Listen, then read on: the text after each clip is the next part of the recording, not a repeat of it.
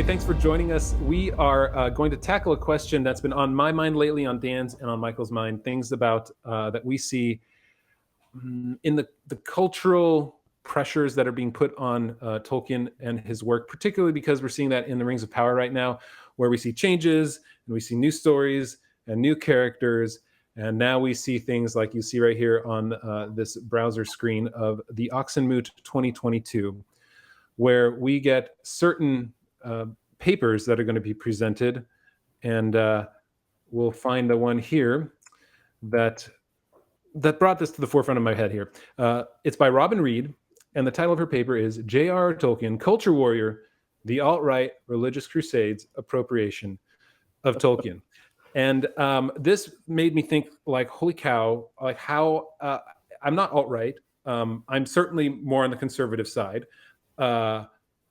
I don't even know what alt-right means right now, but I don't know how someone that is on my side of this fan aisle is appropriating Tolkien when all I'm doing is reading what he wrote and trying to understand who he was in order to get a greater picture of the world he created based on how he injected his characters with thoughts and motivations and how he created the world. So the question that I want to bring up is, these are activist fans, I would say, right? I don't doubt that they love Tolkien, but is this kind of activist fandom destroying Tolkien, right? Is Tolkien being destroyed or changed even by this activist fandom? And how much are we going to see of that kind of in the Rings of Power, right? Is because there's a certain activism that we're seeing, because Amazon does have a paper or a guidelines that state how much diversity needs to be injected into their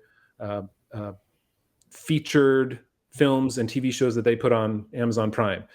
So that's the question: is Tolkien being destroyed by activism? And we can go even further into what's been said of Tolkien or what's been written of Tolkien by these new activist fans.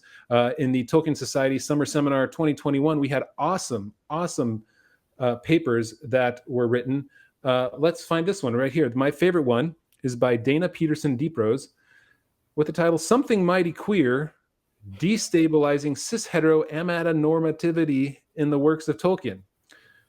Which just, So anyway, that's my question. It's like this kind of idea that there is an activist people who want to kind of tear down Tolkien. And is it going to change Tolkien in the long term? So what do you think? Dan, what do you think? I think that they will never change Tolkien, because what he wrote is what he wrote. What they will do, though, is create their own web of confusion. It's like we talk about all the time, the death of the author, right? They can make up all they want. It's like a really bad Dungeons and Dragons campaign, or like a fanfic, or like, they can come up with as much stuff as they want, but it'll never change Tolkien. Unfortunately, what we're going to get is we're going to get a lot of woke TV shows. We're going to get stuff like this. The Tolkien Society is now deciding to write all these papers and present all these topics in a way where this is like the furthest thing from Tolkien's mind. I guarantee you, he never thought for a single day of his life about destabilizing cis-heteronormativity in Middle Earth. No. I just don't think he ever thought that.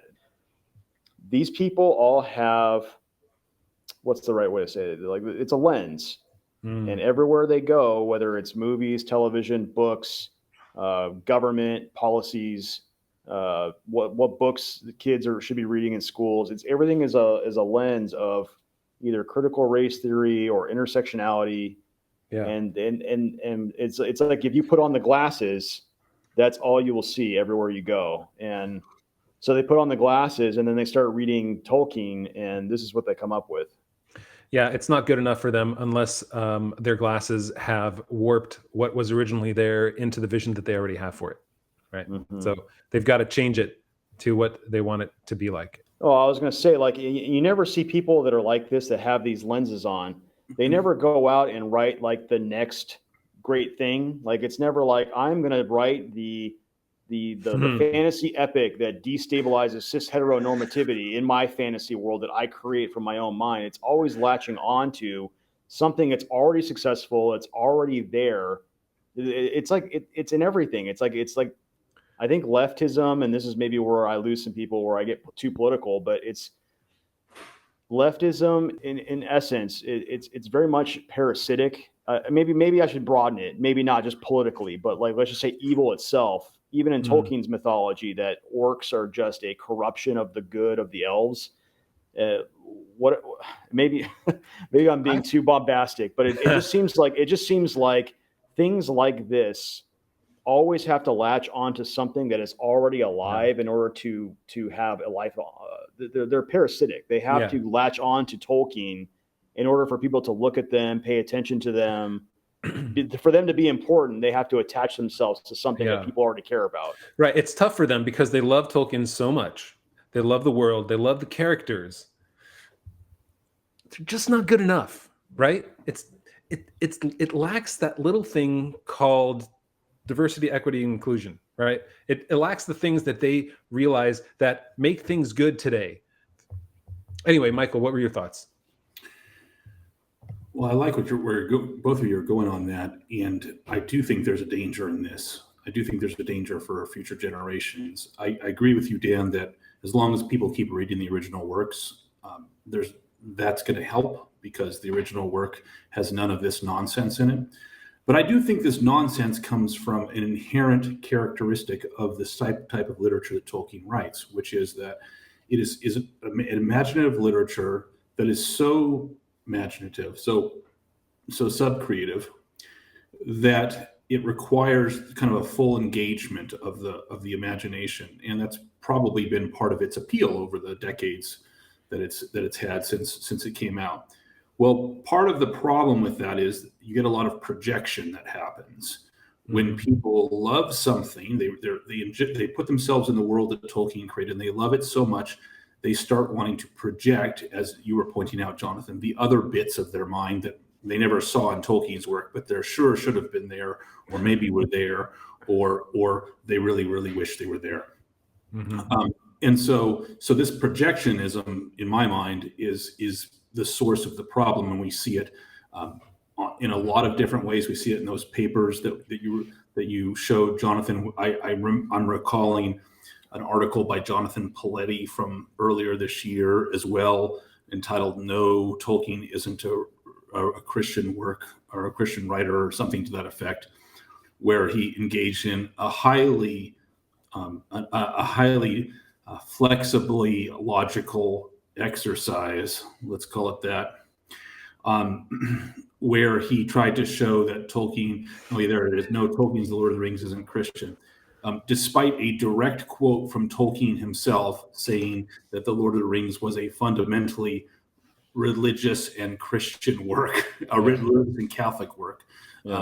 So aside from people that want to try to claim that Catholics aren't Christian, there's no, there really isn't anywhere to go on that, except that, of course, his response to that particular quote from Tolkien from letter 142 to a Jesuit priest that Tolkien knew that was asking him questions, his Paletti's response was, that people like us like to bring this one letter up.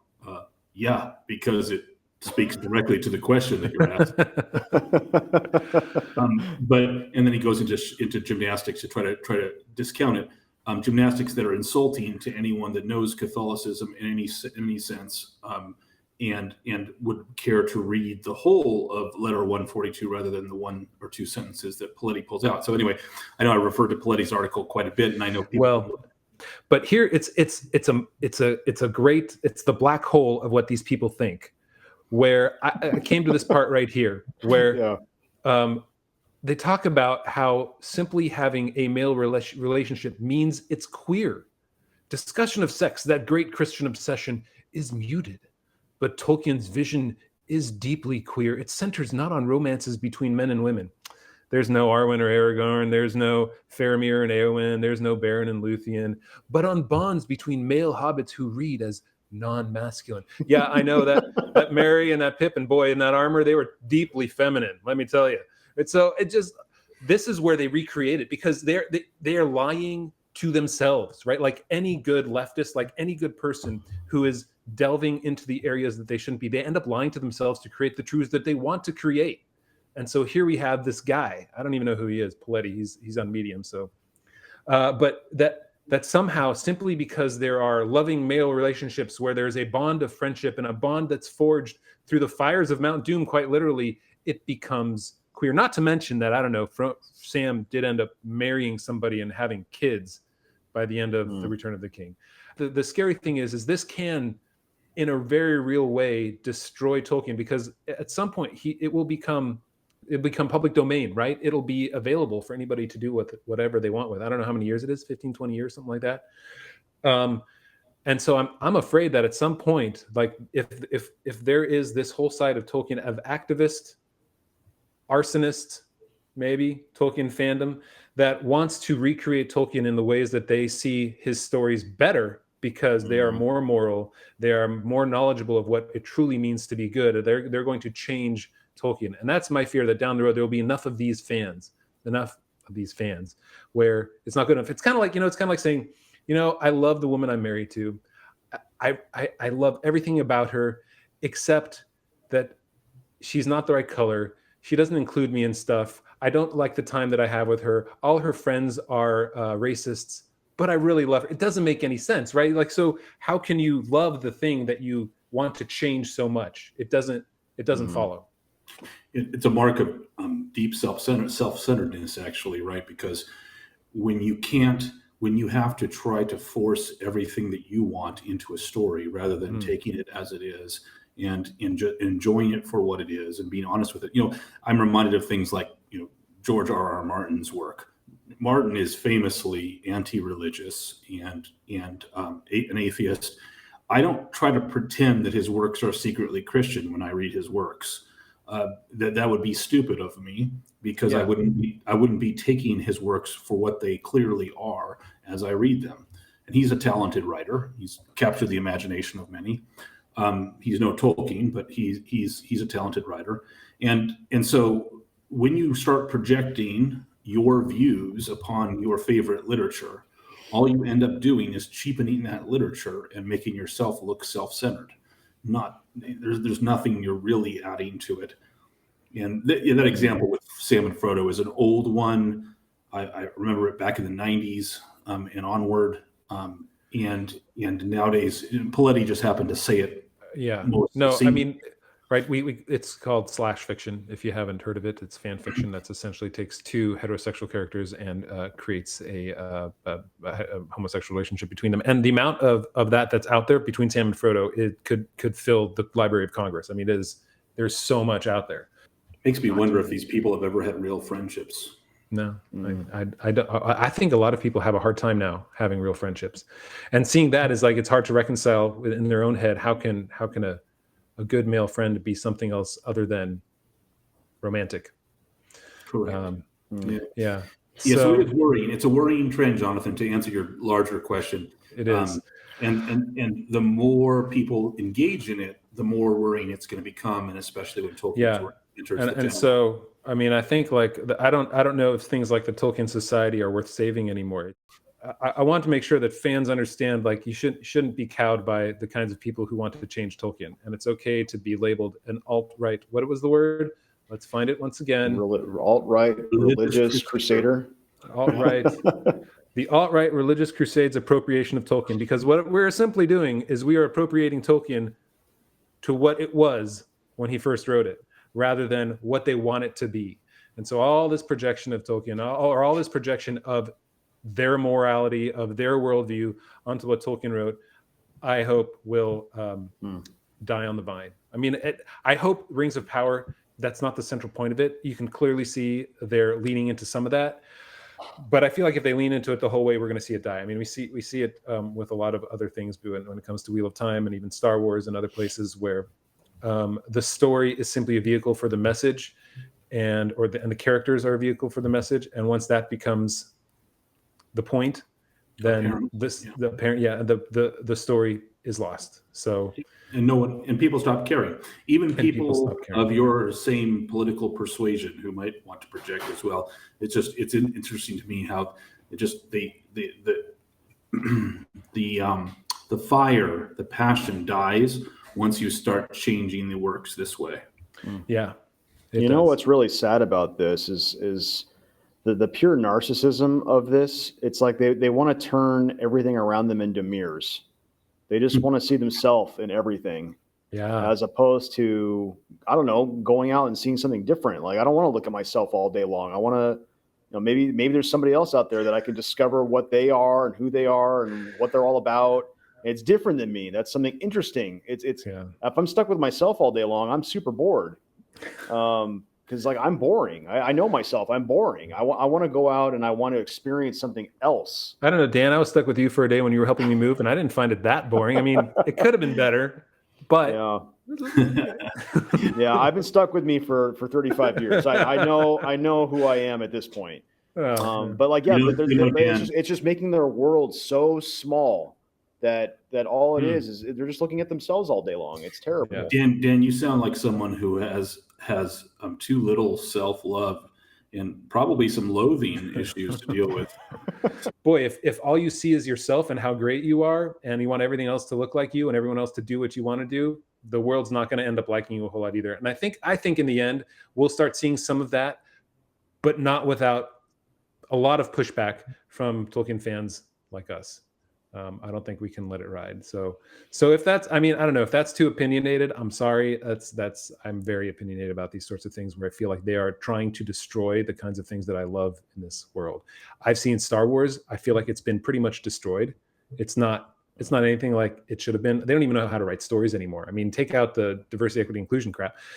The stories are just rehashes, or they're complete farces of plot points that you can drive entire starter stories through. So, well, tell us what you think, everybody. Those are our thoughts. We're going to try and hold the line. I think we're the three of us of the same mind. But if you're not, that's okay. You're just wrong. But yeah, Tolkien's got to stay Tolkien. We can't start injecting our worldview onto him, and otherwise, it will long term. It will be destroyed. Right? It's what is it? It's the cut flower theory. I don't remember who came up with this, but it's like, you cut a flower from the soil that it grew in. You cut Tolkien, you cut his world from the soil of his original writings, what it grew in, and it'll look nice in a pot for a couple days. It'll look nice in a TV show for 20 years or whatever. But then at the end, it'll wilt and it'll die, and it will look like the death that it has become, because you cut it from the soil that it grew in. So you got to keep Tolkien. You got to understand where he came from, what he wrote, why he wrote it, and not change his characters and not change their motivations, because that's what made his story good. That's what all of us loved when we first read it. We didn't love it because it was a bunch of like short white guys bringing a ring to it. We loved it because it was a great story of sacrifice and a great story of heroism and a great story of love. And that's enough. It doesn't have to be all those other things. But tell us what you think, and we'll put our comments there too. Thanks for sticking with us, and we'll see you in the next one. Take care. Bye all.